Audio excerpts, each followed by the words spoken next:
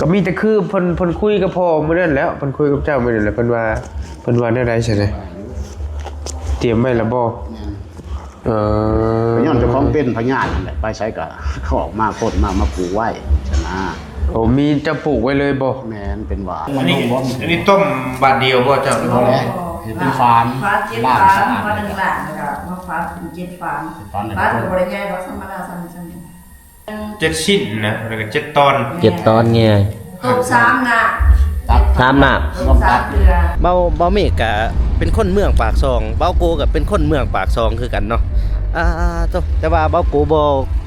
เคยมาหากันมาครั้งแรกกับเบาลี่เด้อพ่อแม่พี่น้องเด้อ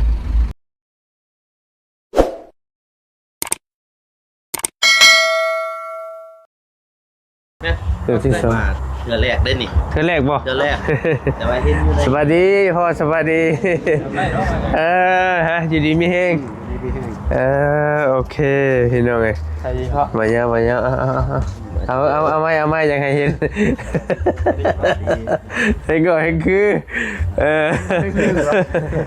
โอ้ท่านสวัสดี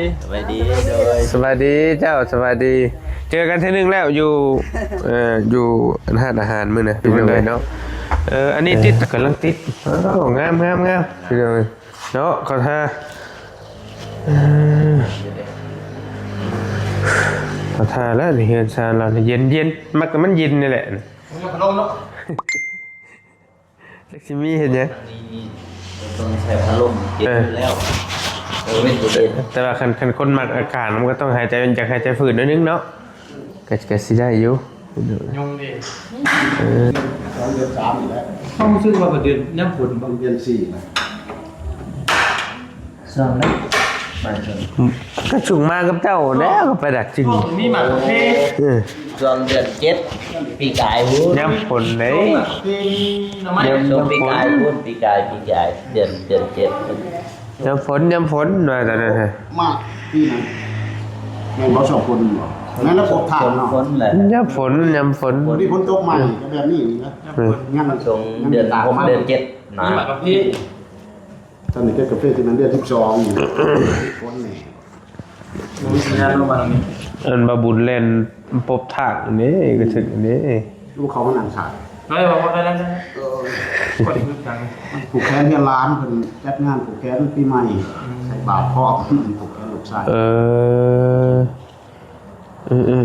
คือเทือนใหม่ผูกแขนลูกจัดงานปีใหม่แล้วจัดงานปีใหม่ผมเป็นกินเดือน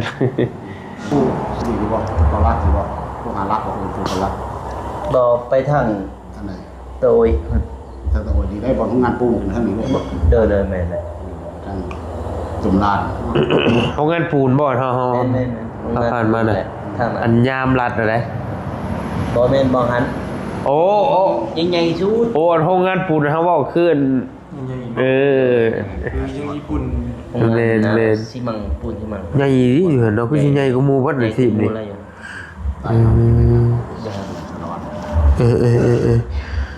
นี่ด้วยที่นำคนอยู่ไปเมเราไปเตรียมข้าวได้เบิ่งชมกะยากะกินแล้วก็สิได้กินไปพุ่นก็มีแต่คือเพิ่นคุยกับพ่อมื้อนั้นแล้วเพิ่นคุยกับเจ้ามื้อนั้นแหละเพิ่นว่าแนวใดใช่ไหมเตรียมไว้แล้วบ่เพิ่นมื้อนั้นน่ะบ่ลี่ให้เราคุยเองเลยว่าเราเป็นหยังเพิ่นเพิ่นเป็นหยังมื้อนั้นไขหลังเป็นมักไขหลังแม่นไขหวานดีไขหลังเพิ่นว่าซั่นก็สิฮู้ได้นี่พี่น้องว่าพ่อน้องเมฆก็เป็นหมอหักไม้คือกันมีจักหักไม้นำพ่อนำเจ้าก็มีปัวนิ้วก็มีปัวตับก็ดีย้อนเจ้าของเป็นพญานั่นแหละไปใช้ก็เขาออกมาโคตรมาปลูกไว้ชนะโอ้มีจะปลูกไว้เลยบ่แม่นเป็นหวานไว้เลยแล้วต้มกินคือกันแล้วรู้สึกมันสิต่างๆกินไปนำคือกันเหนื่อยอ่อนเพลียจะไปเฮ็ดอะไรดิเพิ่นฝากเงินมาให้นั่นต้องใส่ขันบ่จะให้เราเฮ็ดเองแล้วเนาะนะเพิ่นพามาบูชา 2,000 บาทเพิ่นว่าฝากมาบูชานั่นคนมีเพิ่นบอก 2,000 หลอดมันโดนเจ้าแม่น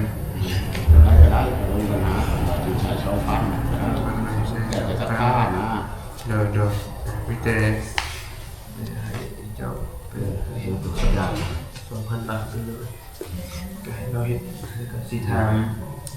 แล้วก็สิให้จนพาไปเบิ่งจังหน่อยได้บ่หมองปลูกหมองหยังนะไก่บ่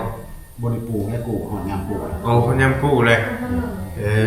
ท่านได้วันค้านแล้วจะเอาได้นี่เขากูวันค้านมาเลยดิวันได้เอาได้เอาชาตินะ โอ้ ถ้าเราได้กู้แล้วมันถือวันค้านแล้วจะเอาได้นี่เขากูวันค้านแล้วมาเลยก็ มีมือมีวันอย่างนี้นี่ เอาไปเก็บวัดมันอาจจะเป็นวันค้านมันยากเป็นอย่างหวานจะได้เป็นคนดีกว่าได้ชมให้เศร้าพญาก็ได้ อันนี้นะอันบาทอย่างนี้พอเขาถาม ขอโทษด้วย บาทอย่างนี้ บ้าน บ้านนี้บ่บ้านของตูน เพราะอันราคา โลวานนี่บ่วานดีดีเจ็บแก้วเจ็บหลังนั่นแหละให้หลังมันที่นั่นนะ ต้มป่ะ ต้มกับขลังนะขลัง ขนมกินดีป่ะ ขลังจุพวกประเดี๋ยวจุพวกของดองแล้วเหล่าเบียร์แล้วกินบ่ได้ โอ้ กูมอยไปซิ่วเลย วันดีแค่นั้นก็สิ มันเป็นอันนั้นที่บ่แม่นนิ้วที่ จงเฮา ผมลงมือเป็นบริวาร บ่ได้คุยรายละเอียดกับเพิ่นได้นี่ก็มี เป็น แต่ บริวารนิ้วเป็นว่าเป็นไขลัง เฮาก็หากันคุยเพิ่นโทรมามื้อนั้นเลยหากฮู้จักเพิ่นโทรมานั่นแหละก็พอดีให้ต่อสายให้เราคุยพอน้องเมฆเลยพี่น้อง พอดีมีจังหวะเลยที่ แม่นจังว่าเป็นหยังแหละ บ่ได้ถามนิ้ว น้องผมบ่ได้ถามรายละเอียดว่า อย่าว่านิ้วไขลังของหูคันนิ้วก็เฮาเอาตัวนิ้ว บริ ตัว วาร นี้มัน นิ้ว บ่แม่นนิ้วปวดไขลังอักเสบซื่อ เป็นบริวารนิ้วคนละคนเจ็บไขลังคนเป็นไขลังนะครับคนบริวารนิ้วนิ้วเนี่ยได้แล้วคือบริวารเป็นนิ้วไขลังนะครับย่านก็ได้มาย้อนตัวเองเป็นพญาป่วยโชนไปหาหมูขอน้ำหมูไปนี่กับหมูหาหมูบูชามาให้ก็ได้ตัวมาผูกก็แล้วแต่ผู้สิถือกว่าจันจ้าก็บ่แม่น ๆ ว่า โอ้ สิ ก็บ่ ถื ได้ อทุกคนหรอก ยิงตามเรากินยาลดนะ เข้าใจอยู่ตัวนี้วอลลี่กับผ่านเรื่องอันนี้มากันหลายเติบอยู่เกี่ยวกับทางแม่แห่งยานี่ เหมือนว่าเป็นหมอหวานหมอยายจำเป็นยอดตัวเองบ่สบาย ได้เป็นแล้ว หามากินหามาจักยาหลวงจักยาพื้นเมืองหามาตัวใดมันนั่นก็ปลูกไว้นำ จักเป็นตามจักไขลังแล้วเบิ่งไข่ซ้ำคุย โอ้ยไป โอ้ เอาเมียใหม่ก็กินท้องเป็นช่วงเชื้อนุ่งบ่ได้นุ่งกระเพาะแท้มาถึงก็สิบ่รอดนะมาตก เช่าย่อนบ้านนี่บ่เจ้า ครับเช้าย้อนหักไหมอันนั้นเขามาแต่เรางาม อันนี้แน่ แบบนี้แน่ มี ไปนำกันช่วยกันหลายอันนะ เป็นหากมันเป็นหัวเนาะแค่หัวหัวบาท หัว หวานนะ มิน แบบคือขี้หมิ่นเนาะ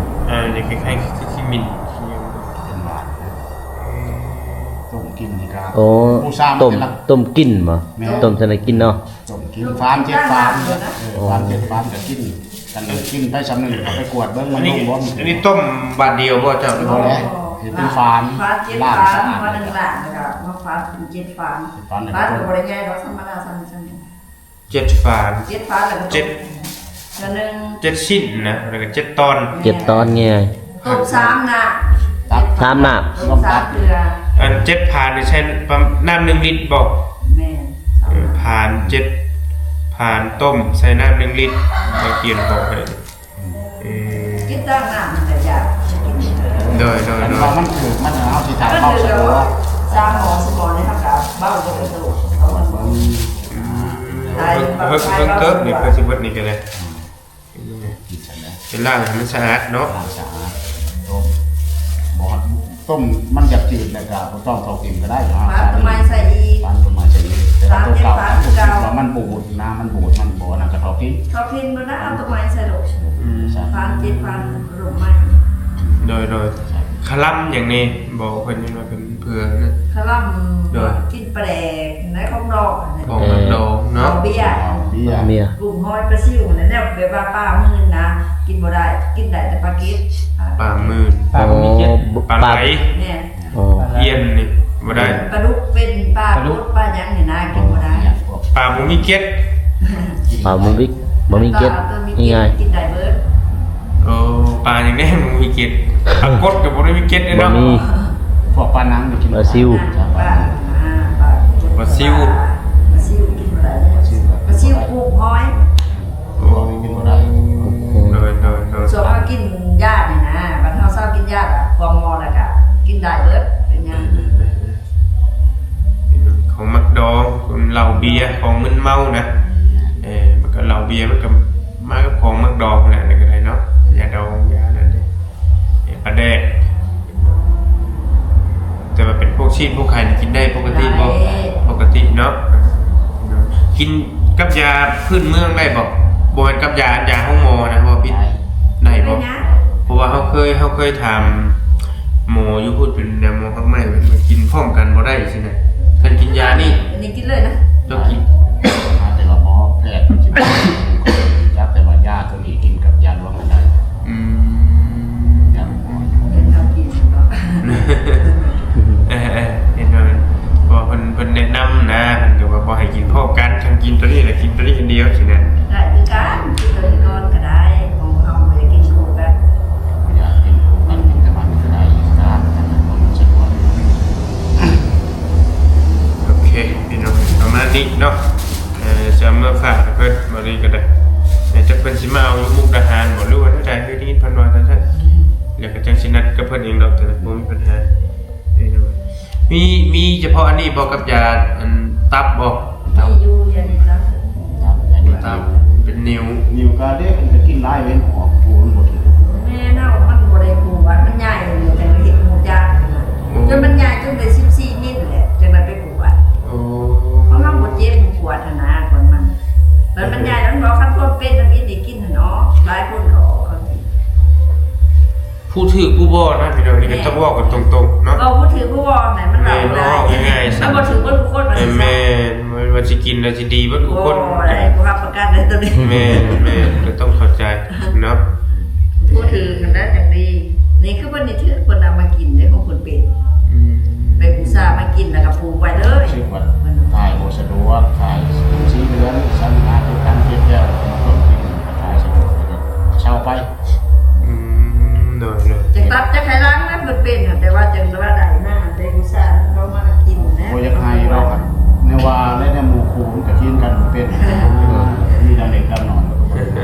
เอามาเรื่องหมู่ที่เข้าเฮียนนำกันแต่เข้าพุ่นแลที่เข้าเหตุการณ์เขาเสียนอยู่ที่เฮียนคิดหลายหลายอย่างอยู่เฮากินตัวใดบ่ถึงเฮาก็ปะไปนำตัวใดมันถึงแน่แล้วจะเอามาปลูกไว้ตัวได้กินถือตัวถือนี่แหละจังกว่าปลูกไว้ต้องมาถือกับมันปลูกไว้ดอกทิ้งเลยหลายอย่างของหลายแน่เอามากินโอเคสัตว์นั่นแหละพี่น้องครับก็สิ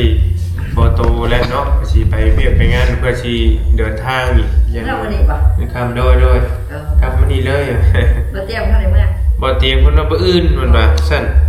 สิมื้อบ่อื่นน้องเมฆสิอยู่พี่บ่หรือว่าเฮาก็บ่ได้ซั่นจังว่าแล้วบ่ฮู้ว่าเนาะอันนั้นสุดแล้วแต่ใจมันปีกายนี่อยู่พี่บ่บ่ชื่อปีกายนี่สงกรานต์เราอยู่พุ่นเลยเนาะพุ่นแหละบ่ได้มาแล้วปีกายคือสิมื้อนำกันติเพิ่นเป็นวัยรุ่นบ่รู้ว่าจะได้มันง่ายเด้แล้วก็อยากอยู่ติดน้ำกับบ่ฮู้อันนี้ก็บ่ได้ถามใจเราหรือว่าเราสิมาเอาคนน้ำพ่อแม่บื้นแล้วก็จังสมัครสมาเนาะอันนั้นสมัครสมานี่ปีใหม่เฮาได้ถ้าข่อยว่าเราสิอยู่พี่เด้เปอร์เซ็นต์หลายก็แล้วแต่ลาวเนาะตอนนั้นก็ถามไทยไปซื่อๆดอกพี่น้องแล้วแต่ใจเราถ้าเป็นข่อยก็อยู่พี่พอใจข่อยแน่นุ่นได้ง่ายอยู่ยังบ่ทันมีครอบครัวได้ไปใช้ก็ได้เพิ่นมาถ้าไปเด่นอยู่พุ่นจักน้องมันสิไปเด่นใช่งามแลลูกเอ้ยได้บ่ดีบ่งามก็บ่กันแน่โดยบ่มีหยังดอกเพิ่นก็ตามบ่รู้แลเพิ่นเป็นคนนิสัยดีอยู่บ่ได้มีหยังผิดพลาดดอกเนาะไปนำกันไปนะคนก็มักปากว้าวเราเมื่อลงมามีเวียกกันปากบ่มีเวียกก็อยู่มีเฮ็ดเวียกไปเฮ็ดเวียกแล้วมากินข้าวนอนแล้วสิว่าไปลินไปเที่ยวก็บ่ไปจักเทื่อหรอกบ่ไป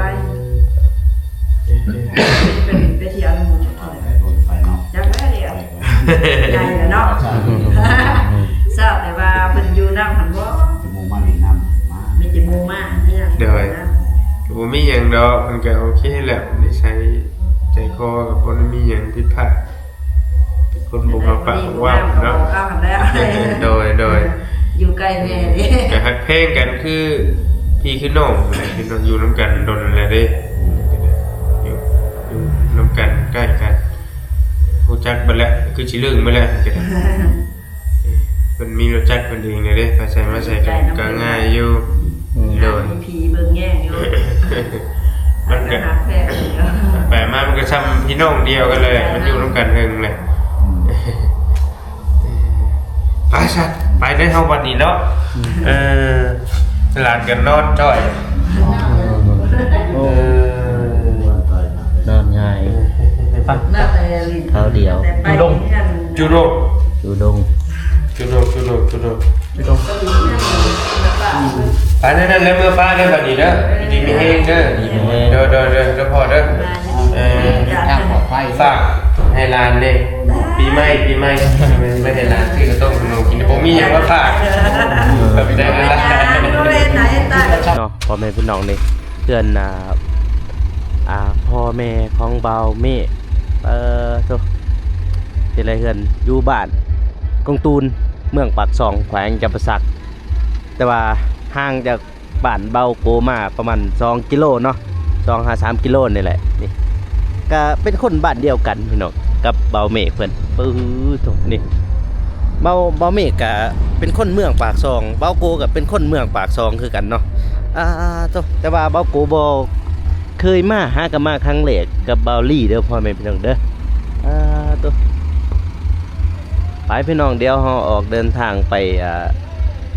อีกตืมเนาะไปหมู่บ้านชนบทไปหาน้องเดินแล้วก็น้องซาลี่เนาะไป